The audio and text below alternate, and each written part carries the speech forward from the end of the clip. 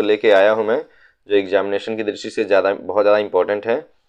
तो वीडियो को शुरू करने से पहले मैं आपसे एक रिक्वेस्ट करना चाहता हूँ कि यदि आप चैनल पर नए हैं तो वीडियो को लाइक कर दीजिए और चैनल को सब्सक्राइब कर दीजिए। आइए वीडियो को शुरू करते हैं।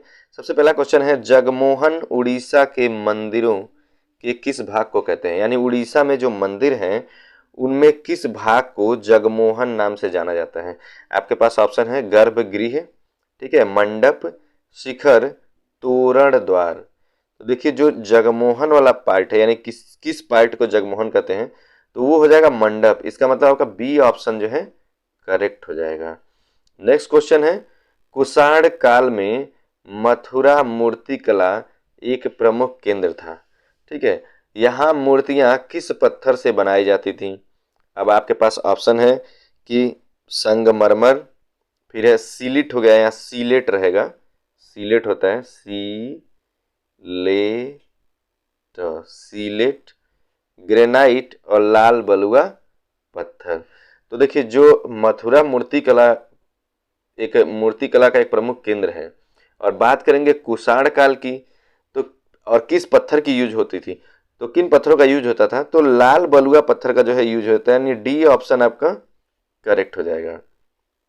अगला क्वेश्चन है, तुर्क शासक शहाबुद्दीन गोरी ने पृथ्वीराज चौहान को किस युद्ध में पराजित किया था?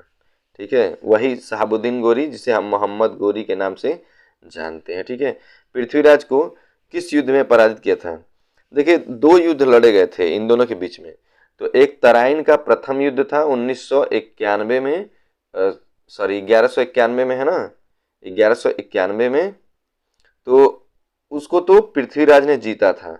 और जो दूसरा एक जो 92 में हुआ था तराइन का द्वितीय युद्ध, ठीक है, उसमें जो है शहाबुद्दीन गोरी ने यानी मोहम्मद गोरी ने पृथ्वीराज को हरा दिया था। तो इसमें ऑप्शन आपको बताने की जरूरत है नहीं, डायरेक्ट हम बी वाला मारते हैं कि तराइन का द्वितीय जो युद्ध था उसी में उसने पराजित किया था।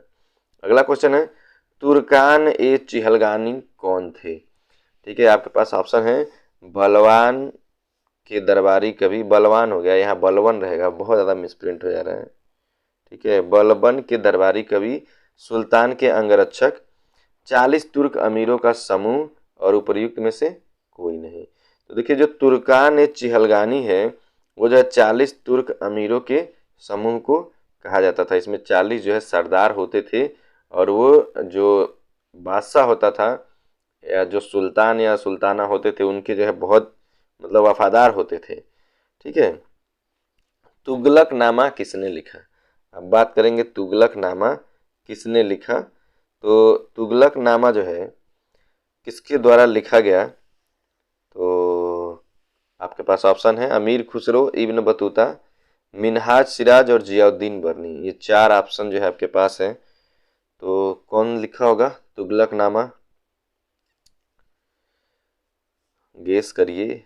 अमीर खुसरो ने लिखा था, तो ए ऑप्शन आपका करेक्ट हो जाएगा, ठीक है। नेक्स्ट क्वेश्चन है, तारीख ए फिरोज शाही किसने लिखा था? तारीख ए फिरोज शाही किसने लिखा था? आपके पास ऑप्शन है अमीर खुसरो, इब्न बतूता, मिनहाज सिराज और जियाउद्दीन बर्नी। तो तारीख है फिरोज शाही जो है जियाउद्दीन बर्नी ने लिखा था, डी ऑप्शन आपका करेक्ट हो जाएगा।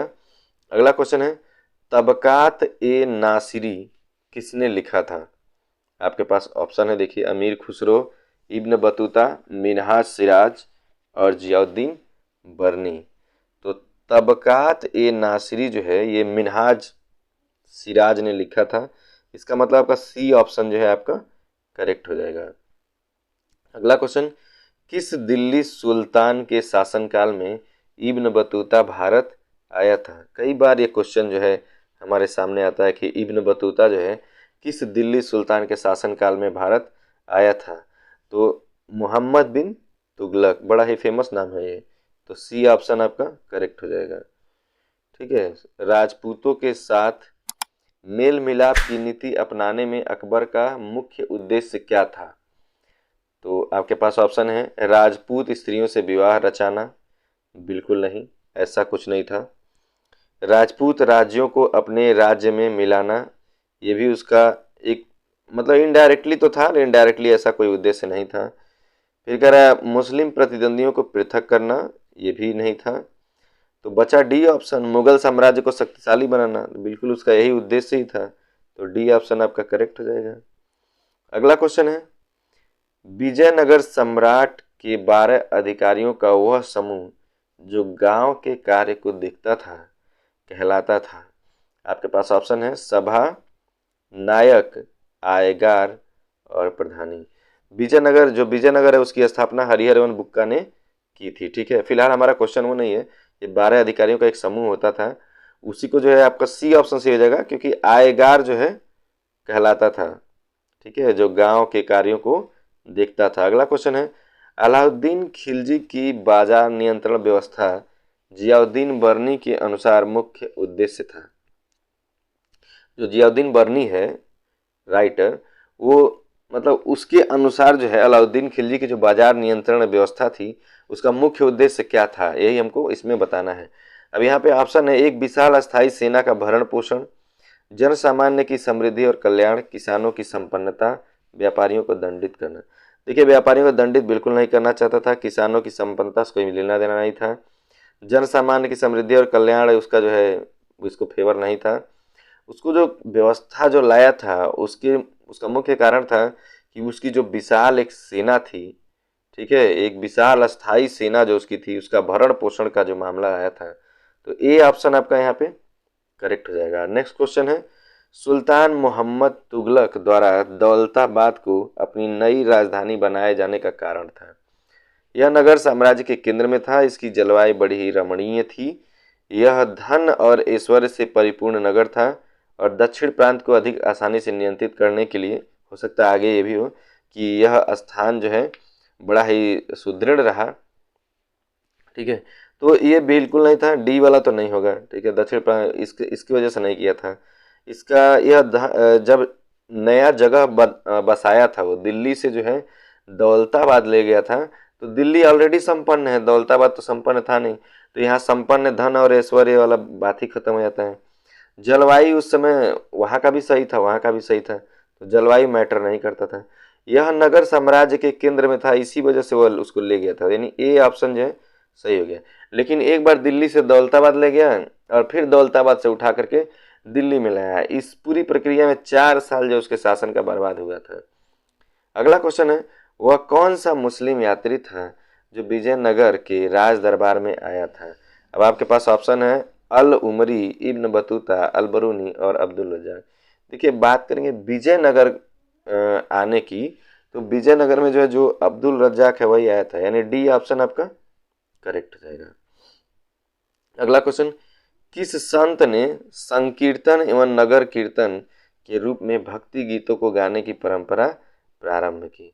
तो देखिए, जो वैष्णव धर्म है और उसके अनुयायी जो चैतन्य जी हैं, उन्होंने ये परंपरा शुरू की थी, तो सी ऑप्शन जो आपका करेक्ट हो जाएगा।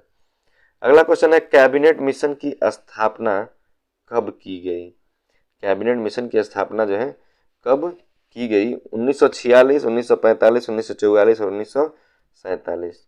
तो 1946 ईस्वी में जो है, ठीक है, भारतीय संविधान सभा कह लीजिए, कैबिनेट मिशन कह लीजिए, इसकी स्थापना जो है की गई थी, यानी ए ऑप्शन जो आपका इस पे यहाँ पे करेक्ट हो जाएगा। ठीक है, ये वाला और ये वीडियो समाप्त होता है यहाँ पे। वीडियो अच्छा लगा हो तो लाइक और शेयर करना बिल्कुल भूलिए। Thank you very much.